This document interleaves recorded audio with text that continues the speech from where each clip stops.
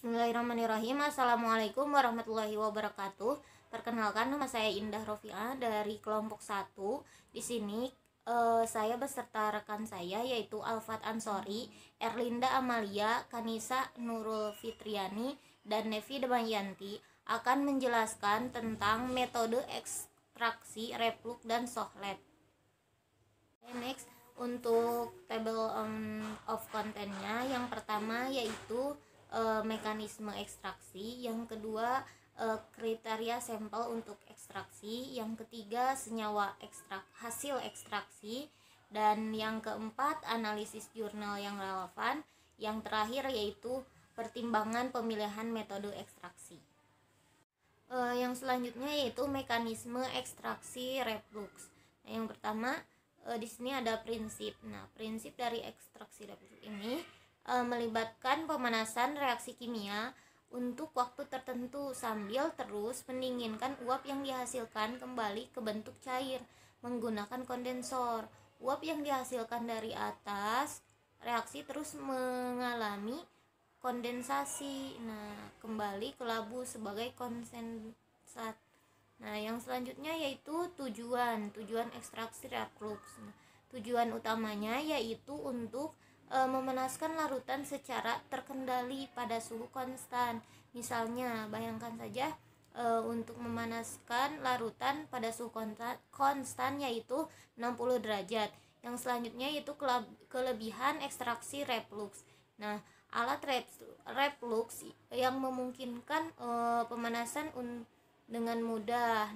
Dapat memudahkan pemanasan sehingga si pemanasan itu konstan, tetapi tanpa kehilangan pelarut yang akan dihasilkan dari pemanasan dalam bejana terbuka. Dalam pengaturan reflux, uap pelarut tertangkap oleh kondensor dan konsentrasi reaktan tetap konstan sepanjang proses. Selanjutnya yaitu metode ekstraksi reflux. Nah, yang pertama ada persiapan sampel. Yang pertama kita harus mengeringkan dulu produk dan menghilangkan kelembaban untuk memudahkan masuknya pelarut organik, karena kelembaban itu akan bisa menghalangi masuknya pelarut organik tersebut. Kemudian dilakukan penghalusan atau pengecilan dari sampel atau produk sehingga permukaannya menjadi lebih luas dan akan semakin terbuka besar untuk menghasilkan ekstrak. Nah, yang di sini ada rangkaian alat untuk reaksi reflux. Teman-teman bisa lihat ya dan analisis.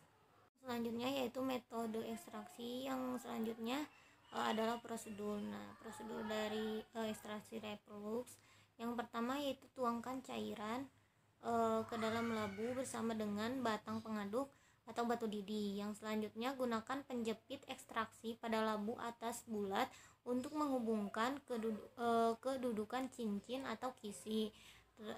Selanjutnya pasangkan kondensor dan sambungkan selang sehingga air mengalir melawan gravitasi. Nah, yang selanjutnya yaitu pastikan ada sambungan yang aman antara labu atas bulat dan kondensor, karena uap yang keluar dari sambungan ini berpotensi terbakar. Yang selanjutnya sirkulasikan air melalui kondensor, lalu mulailah memanaskan labu. Yang selanjutnya gunakan platform yang sesuai sehingga panas dapat diturunkan dan dihilangkan pada akhir reflux, atau jika terjadi sesuatu yang tidak terduga. Selanjutnya panaskan hingga cincin reflux terlihat di sepertiga tengah bawah kondensor. Yang selanjutnya kecilkan api jika uap reflux mencapai lebih tinggi dari setengah kondensor. Selanjutnya hingga ekstraksi selesai.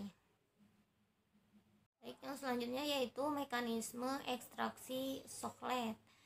Prinsip ekstraksi Sohlet yaitu adalah penyaringan yang berulang-ulang penyaringan yang berulang-ulang sehingga hasil yang didapatkan sempurna dan pelarut yang digunakan relatif sedikit. Nah, pelarut organik dapat menarik senyawa organik dalam bahan dan bahan alam secara berulang-ulang. Nah, rata-rata untuk ekstraksi sohlet ini dilakukan 2 sampai 5 kali atau 5 kali ya. Yang selanjutnya yaitu tujuan ekstraksi sohlet ini yaitu untuk merupakan cara ekstraksi yang efisien dan efektif untuk menentukan kadar minyak atau lemak suatu bahan. Nah, itu tujuannya. Yang selanjutnya kelebihan ekstraksi sohlet. Yang pertama yaitu perpindahan keseimbangan transfer dengan buangan kali membawa pelarut sebagai kontak langsung dengan matrik padat. Yang selanjutnya mempertahankan suhu ekstraksi yang relatif tinggi dengan panas dari termos distilasi. Dan yang terakhir, tidak ada persyaratan filtrasi setelah pemanasan.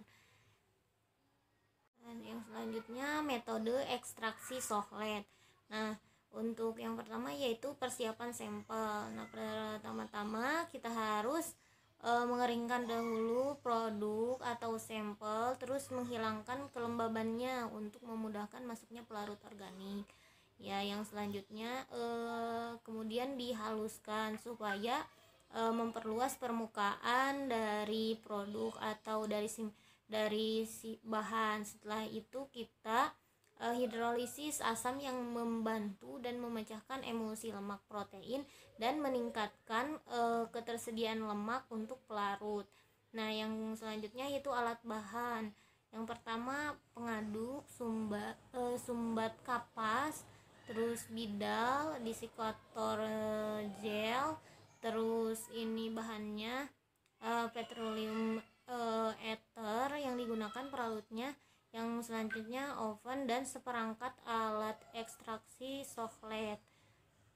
Baik, yang selanjutnya adalah prosedur dari ekstraksi sohlet. Pertama, bilas semua peralatan, bersihkan, terus dikeringkan pada suhu 102 derajat menggunakan oven. Terus itu simpan dalam desikator. Yang selanjutnya timbang 5 gram sampel yang telah didinginkan dan dikeringkan lalu dimasukkan ke dalam timbal. Yang selanjutnya tempatkan bidal di ekstraktor sohlet, terus ambil labu alas bulat 150 ml dan bersihkan dan isi labu tersebut dengan 90 ml petroleum ether. Yang selanjutnya tempatkan seluruh pengaturan pada materi pemanas dan berikan petroleum ether mendidih. Lanjut proses ekstraksi selama beberapa jam, hampir 6 jam. Terus lepaskan unit kondensasi dari unit ekstraksi dan biarkan sampai menjadi dingin, akhirnya menghilangkan semua lipid. Nah, yang selanjutnya kumpulkan hampir semua pelarut setelah didistilasi, terus masukkan sampel ke dalam oven dan setelah dikeluarkan masukkan ke dalam desikator, lalu ambil berat sampel dan hasilnya dapat didapatkan sampel yang diinginkan hasil ekstraksi. Selanjutnya yaitu kriteria sampel untuk ekstraksi. Nah, kriteria sampel untuk ekstraksi reflux yaitu bahan atau sampel yang digunakan yaitu tahan panas. Nah, dan sebaiknya itu menggunakan metode ekstraksi reflux atau tidak bersifat termolabil untuk ekstraksi reflux ini. Yang selanjutnya untuk kriteria sampel untuk ekstraksi sohlet. Nah, yaitu simplisila atau bahan itu mudah rusak karena pemanasan dapat diekstraksi dengan metode sohlet. Yang selanjutnya yaitu berkenaan mengenai senyawa hasil ekstraksi. Nah, di sini biasanya untuk ekstraksi reflux menghasilkan senyawa dihidrostemofolin dan fuerarin. Nah, untuk hasil ekstraksi dari soklet biasanya menghasilkan urosolik acid. Bismillahirrahmanirrahim. Assalamualaikum warahmatullahi wabarakatuh. Saya di sini Alfat Ansarullah akan menganalisis jurnal yang berjudul Penilaian Komparatif Metode Ekstraksi dan Estimasi Kuantitatif Luteolin dalam Daun Pitex negundolin oleh HPLC. Saya di sini Alfat Ansarullah dan analisis jurnal berikutnya itu Erlinda. Nah, yang pertama kepada pendahuluan terlebih dahulu. Nah, yang pertama dari tanaman Pitex negundo ini dikenal sebagai Nirgundi dan milik keluarga Verbenens. Dalam bahasa Sanskerta, Nirgundi digunakan untuk tanaman atau zat apapun yang melindungi tubuh dari penyakit. Nah, tanaman ini berasal daripada negara India, yaitu New Delhi. Tanaman ini juga digunakan untuk melindungi tubuh dari penyakit. Nah, tanaman ini juga mengandung banyak aktivitas terapeutik dimiliki oleh V. negundo karena fitokonstituennya yang ada di dalamnya yaitu ada zat fridelin, karotin, kastisin, artemisin, luteolin, pitexin, negunduset, pitexercarpin, linalol, asam stearik dan seterusnya dan sebagainya. Nah, luteolin juga konstituennya yang penting dari daun itu sendiri secara kimia yaitu 3, 4, 5 sampai 7 tetrahidroksiflavon dan memiliki berbagai aktivitas terapeutik. Nah, begitu juga dengan zat yang di dalamnya ini daun ini banyak digunakan oleh masyarakat khususnya di India ataupun di berbagai negara lainnya, yaitu dikenal sebagai kegunaannya dalam manfaatnya dalam gangguan reproduksi wanita seperti pramenstruasi, sindroma, menopause, hiperproktemi-anemia. Terus begitu juga dengan kandungan yang di dalamnya ini ada anti diabetes, anti konvulsan dan antioksidan. Nah, dalam daun ini juga berfungsi sebagai gangguan kulit ataupun gangguan kulit. Nah, ini bisa dilihat di gambarnya ataupun di slide-nya itu ada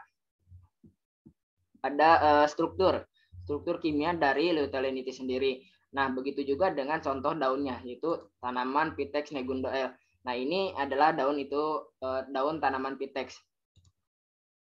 Nah, selanjutnya sebelum tahap ekstraksi kepada daunnya ini ada beberapa tahapan. Yang pertama adalah ekstraksi luteolinnya dulu. Jadi daun Nipegenda negundo itu diekstraksi luteolinnya.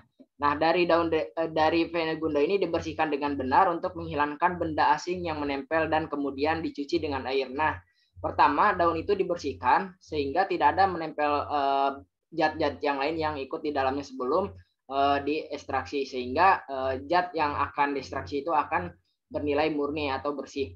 Nah, daunnya ini yang pertama dikeringkan di bawah naungan, jadi tidak langsung di bawah terik matahari, yaitu diberikan naungan. Apakah itu semacam intinya tidak langsung disoroti oleh matahari.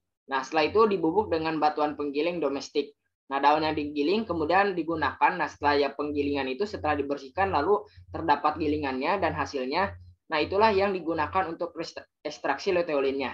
Nah, ekstraksi luteolin itu dilakukan dengan 4 metode. Yang pertama metode maserasi, yang kedua metode reflux, yang ketiga metode circulation dan ekstraksi bebatuan ultrasound atau UAI dengan 4 pelarut yang berbeda dari berbagai polaritas termasuk etanol, metanol, kloropom dan diklorometana. Nah, ini pelarutnya yaitu ada 4 juga. Baik, yang pertama ekstraksi melalui maserasi. Nah, ekstraksi maserasi secara keseluruhan, yang pertama 5 gram bubuk daun yang tadi sudah digiling direndam dalam 50 ml pelarut ya. 50 ml pelarut untuk 72 pada suhu kamar. Nah, menstruum kemudian distaring dan filtratnya diuapkan dan mendapatkan residunya. Yang mendapatkan residunya menggunakan rotary evaporation. Nah, pada suhu 40 derajat Celcius. Nah, residunya ini nantinya ditimbang dan pengenceran yang sesuai dibuatkan untuk estimasi kuantitatif luteolin dalam ekstrak. Nah, ini untuk ekstraksi melalui maserasi. Nah, yang kedua yaitu ekstraksi melalui reflux. Baik. Nah, untuk ekstraksi melalui reflux ini yang pertama pelarut itu dipanaskan lalu dilakukan dengan menggunakan alat reflux untuk 2 jam pada suhu 50 derajat Celcius menggunakan pelarut. Nah, rasio obatnya ini adalah 10:1 dalam miligram per mili per gram. Nah, prosesan lebih lanjut dari ekstrak dilakukan dengan cara yang sama seperti dibahas di atas. Jadi sama saja seperti halnya maserasi gitu ya. Nah, yang ketiga ekstraksi melalui soklet. Nah, ekstraksi pelarut panas untuk terus-menerus ya, karena dipanaskan lalu terus-menerus dilakukan dengan menggunakan alat soklet juga untuk 2 jam 50 derajat Celcius menggunakan pelarutnya dengan pelarut yang tadi yang 34 tadi, yang 4. Nah, rasio obatnya itu 10:1 mili per gram. Nah, prosesan lebih lanjut dari ekstrak dilanjutkan dengan cara sebenarnya sama saja seperti halnya yang tadi melalui panserasi, yaitu disaring ya. Disaring filtratnya dan diuapkan serta residunya ini ditimbang dan diencerkan ya sesuai dengan estimasi kualitatif yang dicari.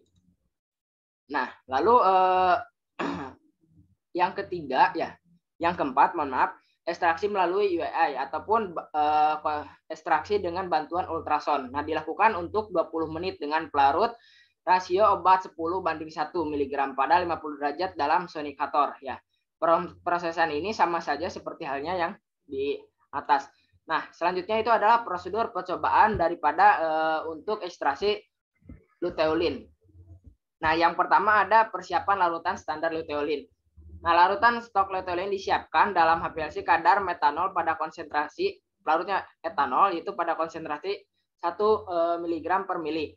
Nah, kemudian bekerja solusi dari 100, 125, 175 sampai 500 gram per mili. Nah, disiapkan dalam kadar metanol dan disimpan di suhu minus 20 derajat Celcius. Nah, sebelum digunakan lebih lanjut, larutan ini dibawa ke dalam suhu kamar. Nah, setiap larutan disaring melalui filter membran dan kemudian mengalami analisis untuk mendapatkan ketinggian puncak pada waktu retensi statis untuk setiap larutan standar. Nah, lalu yang kedua tadi kelewat ya, dibandingkan dengan nantinya akan ada kalibrasi ya, plot kalibrasi kemudian dibuatkan untuk konsentrasinya. Nah, dibandingkan daerah puncak, persamaan linear dari plot standar digunakan untuk menentukan konsentrasi luteolin dalam sampel uji. Nah, yang kedua yaitu persiapan larutan sampel. Nah, persiapan larutan sampel yang pertama 10 mg dari berbagai ekstrak pelarut. Tadi kan sudah ada ekstrak pelarutnya mau tadi dibahas di slide yang pertama, yaitu slide yang ketiga ya, ini pelarutnya yaitu etanol, metanol, klorofom dan diklorometana. Nah, jadi 10 mg dari berbagai ekstrak yang sudah dilarutkan ataupun pelarutnya dari daun negondo. Nah, disiapkan dengan metode ekstraksi yang berbeda. Jadi setelah didapatkan ya ekstraksi dari berbagai pelarut, yang 4 pelarut tadi, nah kemudian disiapkan dengan metode ekstraksi yang berbeda-beda. Nah, kemudian ditimbang dan dilarutkan dalam kadar metanol untuk mendapatkan konsentrasi akhir yaitu 1 mg per mililiter. Nah, larutan kemudian disaring melalui membran filter dan dari solusi yang dihasilkan menjadi sasaran untuk analisisnya. Nah, terakhir konsentrasi luteolinnya dalam ekstrak dihitung dengan menggunakan persamaan linear untuk kurva kalibrasi yang mungkin nanti akan dijelaskan lebih detail lagi oleh Erlina di hasil dan diskusi. Nah, kemudian ada kondisi kromatografi.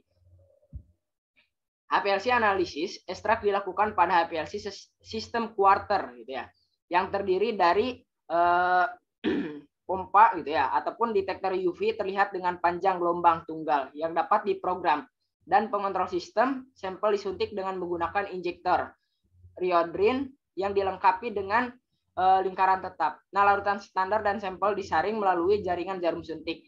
Nah, sebelum diinjeksi, pemisahan dilakukan dengan menggunakan kolom dengan 4,6 mm dengan ukuran panjang 5 mm. Nah, selanjutnya penentuan luteolin dilakukan dengan fase gerak yang terdiri dari metanol dan larutan asam asetat encer. Nah, pada pada laju aliran 1,0 ml per menit, pemisahan optimal dalam HPLC dicapai pada suhu 30 derajat Celcius dan absorbansi diukur pada 289 nanometer. Mungkin itu selanjutnya diserahkan kepada Erlinda.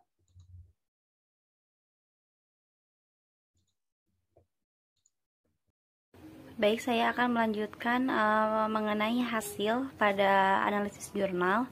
Yang pertama, pada pengujian fitokimia. Semua ekstrak yang disiapkan yaitu metanol, etanol, kloroform, dan diklorometana menunjukkan adanya flavonoid dengan uji sinoda. Yang kedua yaitu ekstraksi luteolin dengan berbagai teknik ekstraksi. Luteolin diekstraksi dari daun dengan 4 teknik ekstraksi yang berbeda, yaitu teknik maserasi, Soxhlet, reflux, dan UEA menggunakan etanol, metanol, kloroform, dan diklorometana sebagai pelarutnya. Selama percobaan, waktu ekstraksi, suhu ekstraksi, dan rasio pelarut dijaga dengan konstan untuk semua pelarut. Nah, hasil dari persen hasil ekstrak dalam pelarut yang berbeda dengan berbagai teknik ekstraksi telah disajikan pada tabel di samping, seperti yang diharapkan bahwa jumlah hasil ekstrak yang bervariasi diperoleh dengan pelarut dan teknik ekstraksi yang berbeda. Hasil maksimum dan minimum untuk ekstrak etanol yaitu diperoleh sebesar 14,5% dan 5,2% untuk masing-masing teknik Soxhlet dan UEA. Namun hasil ekstrak metanol ditemukan tertinggi oleh teknik UEA sejumlah besar ekstrak kloroform dan diklorometana diperoleh masing-masing dengan teknik reflux dan Soxhlet. Nah, secara umum, rendemen ekstrak dengan metode ekstraksi reflux dan Soxhlet atau sistem pelarut panas ditemukan lebih besar dari maserasi dan teknik UEA. Yang ketiga yaitu estimasi kuantitatif luteolin dengan metode HPLC. Nah, pada teknik HPLC ini menggunakan metanol dan asam asetat encer 1% dengan perbandingan volume 99 berbanding 1 sebagai fase geraknya. Dalam mode isokratik, dalam 1 mili per menit, kurva kalibrasi luteolin dibuat dengan 5 pengenceran larutan standar pada konsentrasi berkisar dari 100 ke 500 mikrogram per mililiter. Nah, persamaan regresi linear diperoleh dalam bentuk Y sama dengan MX tambah C, di mana Y dan X ini sesuai dengan area di bawah kurva dan konsentrasi masing-masing angka. Persamaan regresi dan koefisien kolerasi adalah Y sama dengan 18,78X min 1072, yaitu dengan R2 sama dengan 0,998. Kuantitas relatif luteolin ini dalam ekstrak yang disiapkan kemudian dihitung dari persamaan tersebut dan hasilnya ditunjukkan pada tabel di samping, di mana waktu retensi luteolin ini di dalam HPLC kromatogram diamati pada 3,883, yaitu pada angka 3 dan 4. Nah, kuantifikasi ekstrak yang berbeda dari Pinegundo melalui teknik HPLC mengungkapkan bahwa metanol adalah pelarut yang terbaik untuk ekstraksi luteolin. Nah, kandungan luteolin dalam ekstrak metanol diperoleh melalui maserasi, Soxhlet, reflux, dan UEA ditemukan masing-masing sebesar 1,020%, 1,075%, 6,340%, dan 0,40%. Dalam etanol kandungan luteolin yang diekstraksi dengan berbagai teknik tidak setinggi dalam kasus metanol. Terbukti dalam pelarut lain seperti kloroform dan diklorometana kandungannya sangat kurang, yaitu pada kisaran 0,5% sampai 0,6%. Selain itu juga diamati bahwa di antara berbagai teknik yang digunakan untuk ekstraksi dan isolasi luteolin, teknik reflux ditemukan sebagai yang terbaik dan yang paling efisien. Jadi dalam penelitian ini ditunjukkan bahwa metanol merupakan pelarut yang paling cocok untuk ekstraksi luteolin. Bagian diskusi, beberapa penelitian dapat melaporkan bahwa aktivitas biologis ekstrak ini dipengaruhi oleh teknik ekstraksi yang digunakan. Oleh karena itu, penting untuk memilih pelarut serta metode ekstraksi yang sesuai, yaitu yang paling sedikit dipengaruhi oleh adanya zat pengganggu berdasarkan sifat kimia dan fisik matriks pada sampel. Luteolin merupakan konstituen penting dari V. negundo dan dikenal memiliki banyak manfaat terapeutik. Oleh karena itu, kandungannya dalam tanaman perlu diketahui. Luteolin hadir dalam jumlah yang sangat kecil di daun tanaman tersebut. Karena itu, teknik HPLC digunakan untuk kuantifikasinya. Teknik HPLC merupakan teknik kromatografi yang umum digunakan untuk analisis kualitatif dan kuantitatif flavonoid dalam bahan tanaman karena dianggap sebagai metode yang paling nyaman. Selain itu juga pemisahannya itu jauh lebih cepat daripada metode klasik dan dapat memberikan resolusi dan sensitivitas yang tinggi. Hasil ekstrak ini bervariasi dengan pelarut dan atau teknik ekstraksi, tetapi persen maksimum rendemennya itu diperoleh dengan teknik reflux. Perbedaan dalam persen hasil ekstrak daun dapat disebabkan oleh perbedaan ketersediaan komponen yang dapat diekstraksi dengan teknik pelarut atau ekstraksi yang berbeda. Dapat disimpulkan bahwa metode ekstraksi pelarut panas merupakan pilihan yang lebih baik untuk preparasi ekstrak dari V. negundo ini dibandingkan dengan metode non-termal seperti maserasi atau UAA. Mungkin itu saja yang dapat saya sampaikan. Untuk selanjutnya akan disampaikan oleh rekan saya.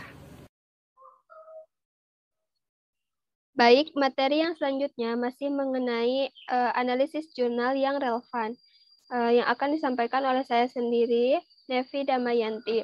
Nah, di sini saya akan menjelaskan analisis jurnal berkaitan dengan ekstraksi sohlet yang berjudul Evaluation of Antioxidant and Antimicrobial Properties of Manilkara zapota L. Orchiculus by Sequential Sohlet Extraction Method.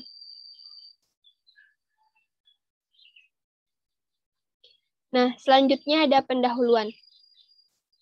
Banyak sekali tanaman yang digunakan dalam pengobatan tradisional yang efektif dalam mengobati berbagai penyakit yang disebabkan oleh stres oksidatif, infeksi bakteri, dan atau virus. Nah, stres oksidatif ini disebabkan oleh radikal bebas. Radikal bebas, spesies oksigen reaktif atau ROS, dapat menyebabkan oksidasi protein, kerusakan DNA, dan peroksidasi lipid dalam sel hidup. Nah, ROS ini termasuk radikal superoksida, hidrogen peroksida, dan radikal hidroksil atau OH yang bersifat sitotoksik dan menimbulkan cedera jaringan yang menyebabkan kerusakan sel, gangguan metabolisme, dan juga proses penuaan. Maka dari itu, jumlah ROS yang berlebihan berbahaya karena mereka akan memulai oksidasi biomolekuler yang menyebabkan kematian sel dan menciptakan stres oksidatif. Nah, beberapa penelitian telah menunjukkan bahwa tanaman obat menunjukkan aktivitas antioksidan serta antimikroba. Antioksidan adalah senyawa yang ketika ditambahkan ke produk makanan bertindak sebagai penangkal radikal, mencegah reaksi berantai radikal oksidasi, menunda atau menghambat proses oksidasi, dan meningkatkan umur simpan dengan memperlambat proses peroksidasi lipid.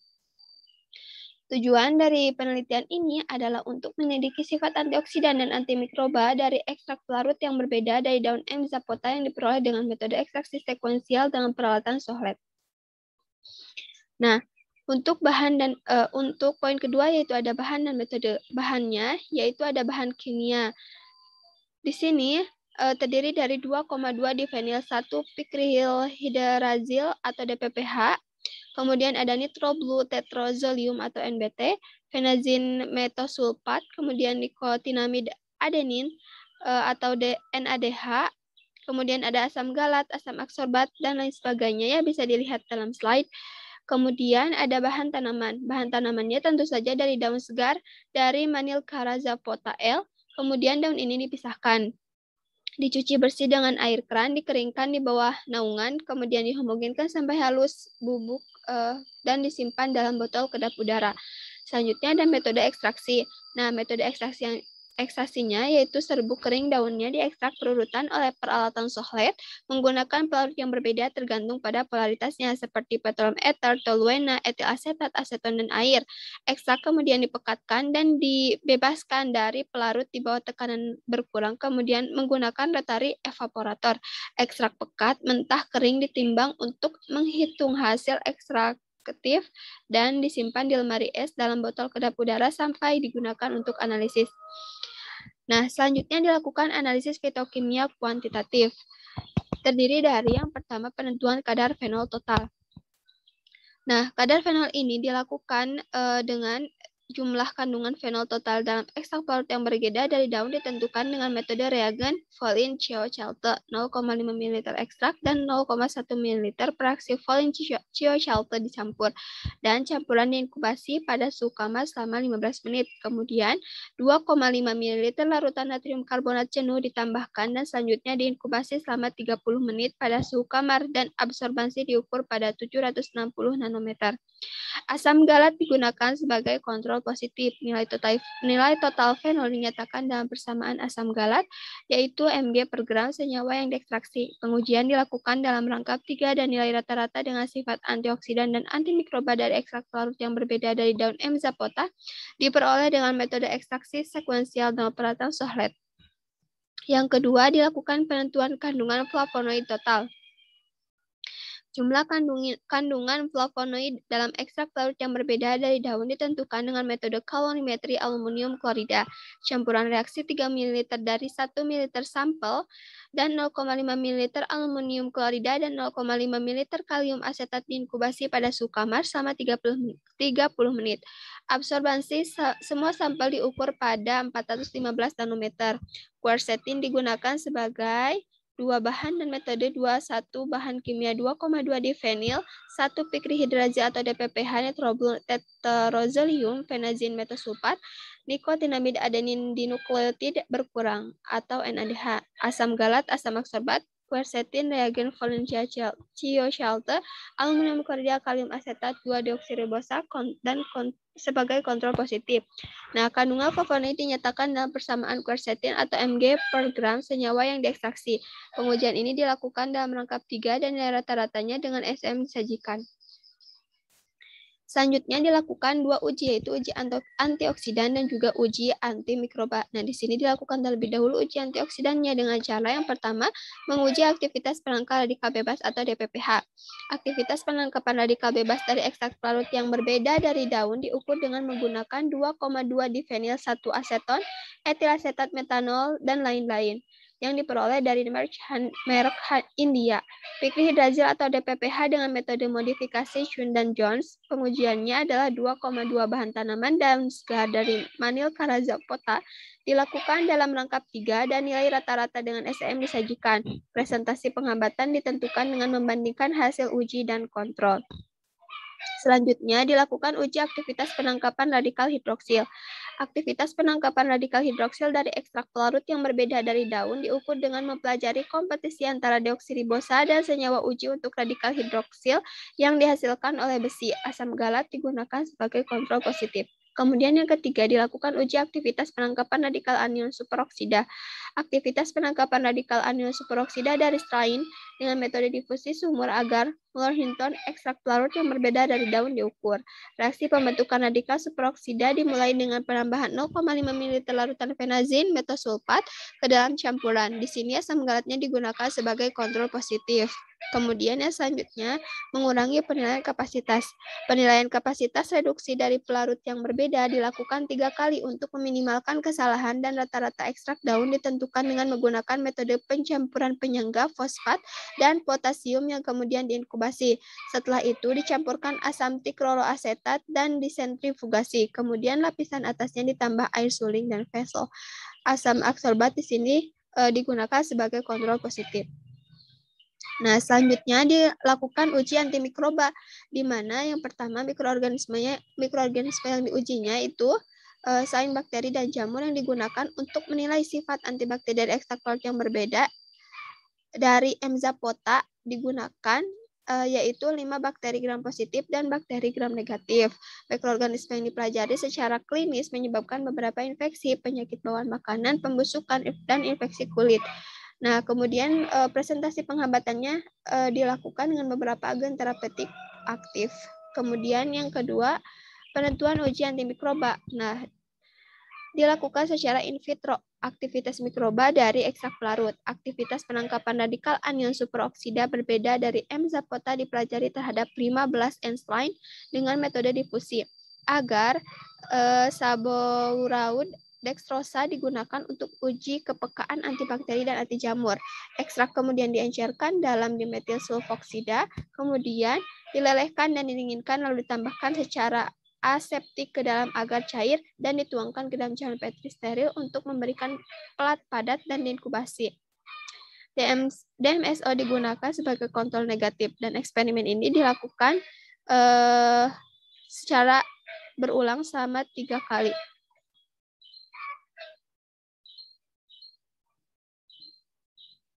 Bismillahirrahmanirrahim. Di sini saya akan menjelaskan mengenai hasil dan pembahasan. Nah, hasil yang pertama itu hasil ekstraktif, di mana ekstrak berair menunjukkan hasil ekstraktif tertinggi dibandingkan ekstrak lainnya. Hasil ekstraktif dapat diberi peringkat dari tinggi ke rendah dalam urutan ekstrak air. Ekstrak petroleum ether lebih besar daripada ekstrak aseton, lebih besar daripada ekstrak toluena, dan lebih besar daripada ekstrak etil asetat. Kemudian yang kedua, total kandungan fenol dan flavonoid. Nah, ini kandungan total fenolik lebih dari kandungan flavonoid, kecuali dalam ekstrak toluene, di mana ekstrak etil asetat ini memiliki jumlah fenol total yang hampir sama dengan kandungan flavonoidnya. Kandungan total fenolik dan flavonoid ini tertinggi terdapat pada ekstrak aseton diikuti oleh ekstrak etil asetat. Kemudian yang ketiga itu aktivitas antioksidan. Nah, di mana yang pertama aktivitas penangkal radikal bebas DPPH. Nah, dari keempat ekstrak yang diteliti, hanya ekstrak toluena yang menunjukkan nilai IC50 lebih dari 100 gram per mili. Kemudian 3 ekstrak yang tersisa ini menunjukkan tingkat DPPH yang bervariasi residu ekstrak ether minyak bumi, aktivitas pemulungan radikal. Kemudian yang kedua itu aktivitas penangkapan radikal hidroksil. Nah, dari keempat ekstrak yang diteliti tadi, ekstrak toluena dan aseton itu menunjukkan nilai IC50 lebih dari 100 gram per mili. Kemudian 2 ekstrak yang tersisa menunjukkan tingkat hidroksil yang bervariasi, ekstraksi dengan seton A, aktivitas pemulungan radikal. Kemudian ekstrak etil asetat tampaknya menjadi pemulung radikal hidroksil yang lebih baik daripada ekstrak air. Kemudian yang keempat itu yang ketiga itu aktivitas pemulungan radikal anion superoksida. Nah, di mana dari 4 ekstrak yang diteliti hanya ekstrak toluena menunjukkan IC50 nilai lebih dari 1000 gram per mili. Kemudian 3 ekstrak yang tersisa menunjukkan tingkat superoksida yang bervariasi aktivitas pemulungan radikal anion. Gitu. Nah, kemudian untuk selanjutnya yaitu hasil dan pembahas mengenai mengurangi penilaian kapasitas. Nah, di mana di dalam Enzapota daun yang kita teliti ini ada konsentrasi tergantung peningkatan absorbansi campuran reaksi untuk ketiga ekstrak dan standar. Nah, kemudian ekstrak ascorbat ini dari 4 ekstrak yang kita teliti, ekstrak toluena menunjukkan kapasitas reduksi yang buruk. Ekstrak aseton menunjukkan sarapan maksimum dan karenanya penilaian kapasitas pengurangan maksimum di antara berbagai ekstrak ini pelarutannya penilaian kapasitas reduksi ekstrak berada dalam urutan asam ascorbat lebih besar daripada ekstrak aseton, lebih besar kapasitasnya itu daripada ekstrak air, dan lebih besar daripada ekstrak etil asetat, dan lebih besar daripada ekstrak toluena. Nah, kemudian untuk aktivitas antimikrobanya, hasil antimikroba ini di mana ekstrak aseton dan air menunjukkan aktivitas yang lebih baik di antara semua ekstrak yang diteliti. Nah, zona hambatan tertinggi ditunjukkan oleh ekstrak aseton terhadap K-pneumonia. Ekstrak aseton menunjukkan aktivitas terhadap semua bakteri gram positif dan gram negatif kecuali C. fluendi dan E. aerogen. Nah, kemudian di sini ekstraksi sangat penting untuk pemulihan fitokimia antioksidan. Nah, jadi ekstraksi ini sangat penting untuk pemulihan fitokimia antioksidan dan di mana di bawah kondisi waktu dan suhu yang sama. Nah, pelarut yang digunakan juga dan sifat kimia dari sampel adalah dua faktor yang sangat penting. Kemudian aktivitas antioksidan merupakan sistem yang tergantung dan bergantung dan karakteristik sistem tertentu dapat mempengaruhi hasil analisis. Jadi ini hasil analisis ini dipengaruhi oleh karakteristik dan bergantung kepada sistem aktivitas antioksidan. Kemudian uji tunggal tidak akan mewakili potensi antioksidan tanaman ekstrak. Nah, kemudian oleh karena itu, dalam penelitian ini, kapasitas antioksidan dari M. zapota daun terhadap spesies rose diakses oleh 4 yang berbeda, yaitu in vitro test, di mana efek antioksidan pada penangkal radikal DPPH ini diduga karena kemampuannya mendonorkan hidrogen dan aktivitas penangkalan radikalnya. Ketika larutan DPPH dicampur dengan zat yang dapat menyumbang atom hidrogen, maka ini akan menimbulkan bentuk tereduksi, ya, kepada radikal dengan hilangnya warna ungu. Nah, ICR 50 nilai tersebut menunjukkan aktivitas antioksidan yang tinggi. Oleh karena itu, dapat dinyatakan bahwa ekstrak aseton memiliki antioksidan atau aktivitas yang sangat kuat. Nah, kemudian efek pemulungan yang signifikan dari senyawa fenolik terhadap radikal bebas DPPH secara umum diyakini bahwa tanaman yang memiliki kandungan fenol lebih banyak menunjukkan aktivitas antioksidan yang baik, gitu. Yaitu tadi ada hubungannya langsung antara kandungan fenol total dengan aktivitas antioksidan. Nah, kemudian selanjutnya di sini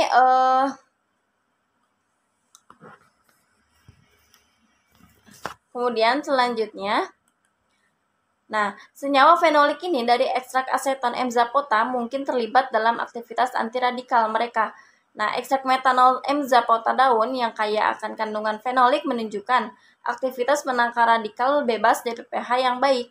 Radikal hidroksil dikenal sebagai yang paling reaktif dari semuanya, bentuk tereduksi di oksigen, dan mampu merusak hampir setiap molekul yang ditemukan dalam sel hidup. Kemudian radikal ini memiliki kapasitas untuk bergabung dengan nukleotida dalam DNA dan menyebabkan kerusakan untai yang berkontribusi terhadap karsinogenesis, mutagenesis, dan sitotoksisitas. Nah, di mana uji antioksidan ini menunjukkan korelasi yang lemah dengan kandungan fenolik. Ekstrak aseton memiliki lebih banyak kandungan fenolik, tetapi lebih sedikit aktivitas penangkapan radikal hidroksil, sedangkan ekstrak asetat ini memiliki jumlah kandungan fenol yang rendah, tetapi menunjukkan lebih banyak penangkapan radikal hidroksil. Nah, hal ini juga menunjukkan bahwa senyawa fenolik mungkin juga bertanggung jawab untuk aktivitas antiradikal. Nah, anion superoksida ini adalah radikal yang paling umum dihasilkan dalam hidup. Nah, kemudian data di atas ini menunjukkan tadi ya hasil dari pembahasan ini bahwa ekstrak aseton M. zapota ini adalah pemadam anion superoksida yang kuat. Nah, konstituen ekstrak aseton dari M. zapota daun mampu mengais spesies reaktif seperti superoksida melalui mekanisme donasi elektron atau hidrogen dan mampu mencegah kerusakan oksidatif dari biomolekul utama, nah itu protein dan lipid. Nah, seperti yang juga disarankan oleh Kaur ya. Nah, ini oleh Kaur. Kemudian berbagai mekanisme juga termasuk kapasitas reduksi, pencegahan inisiasi rantai, pengikatan katalis ion logam transisi, dekomposisi peroksida, pencegahan abstraksi hidrogen yang berkelanjutan, dan pemulungan radikal telah diklaim dapat menjelaskan aktivitas antioksidan gitu. Kemudian kapasitas produksi suatu senyawa dapat berfungsi sebagai indikator signifikan dari aktivitas antioksidan potensialnya. Kemudian hasil ini sekali lagi menunjukkan hubungan yang baik antara total fenol dan aktivitas antioksidan. Secara keseluruhan, aktivitas antioksidan dari ekstrak sangat berkolerasi dengan kandungan total fenoliknya, dan hasil ini mirip dengan temuan sebelumnya. Kemudian tanaman obat memainkan peran penting dalam memenuhi kebutuhan kesehatan dasar yang menawarkan sumber baru agen antibakteri dan anti jamur dengan aktivitas signifikan melawan mikroorganisme patogen. Nah, kemudian dalam karya ini juga ekstrak tumbuhan menunjukkan aktivitas antibakteri lebih dari aktivitas anti jamur. Kemudian bakteri gram positif lebih rentan daripada bakteri gram negatif ya tadi. Ini mirip dengan kepercayaan umum bahwa bakteri gram positif ini lebih rentan terhadap obat-obat herbal daripada bakteri gram negatif. Nah, kemudian dalam karya ini juga ekstrak aseton menunjukkan aktivitas antioksidan yang baik dalam 3 pengujian yang berbeda dan juga menunjukkan spektrum aktivitas antibakteri yang luas terhadap bakteri gram positif dan gram negatif. Kemudian data ini juga menunjukkan efek potensial dari urutan pelarut polaritas yang berbeda pada sifat antioksidan dan antimikroba. Oleh karena itu, penting untuk menggunakan lebih dari satu pelarut sebelum menilai sifat antioksidan dari tanaman apapun. Nah, kemudian untuk kesimpulannya, menurut hasil dari ekstrak aseton dari M. zapota, ini memiliki aktivitas antioksidan yang signifikan, serta aktivitas antimikroba yang luar biasa yang menunjukkan kemungkinan peran pencegahan dalam beberapa gangguan lebih lagi dari M. zapota dan dapat digunakan sebagai sumber antioksidan dan antimikroba alami yang mudah diakses dan kaya akan di alamnya. Kemudian sebagai suplemen makanan dan dalam industri farmasi. Kemudian berbagai mekanisme antioksidan aseton ini ekstrak dari M. zapota mungkin dikaitkan dengan kemampuannya yang kuat sebagai donor hidrogen ya tadi dan pemulung ROS yang luar biasa. Selain itu, aktivitas antioksidan mungkin karena senyawa fenolik dalam ekstrak aseton M. zapota ini, namun komponen yang bertanggung jawab atas aktivitas ekstrak aseton dari M. zapota saat ini tidak jelas. Nah, oleh karena itu disarankan agar penelitian lebih lanjut dilakukan pada isolasi dan identifikasi komponen bioaktif yang dapat menghasilkan obat modern dari tanaman ini. Nah, maka pekerjaan ke arah ini sedang berlangsung. Nah, mungkin sekian presentasi dari saya. Terima kasih. Kembalikan lagi ke MC. Baik, yang terakhir yaitu pertimbangan pemilihan metode ekstraksi. Nah, pertimbangan pemilihan metode ekstraksi ini didasarkan pada 4 kriteria.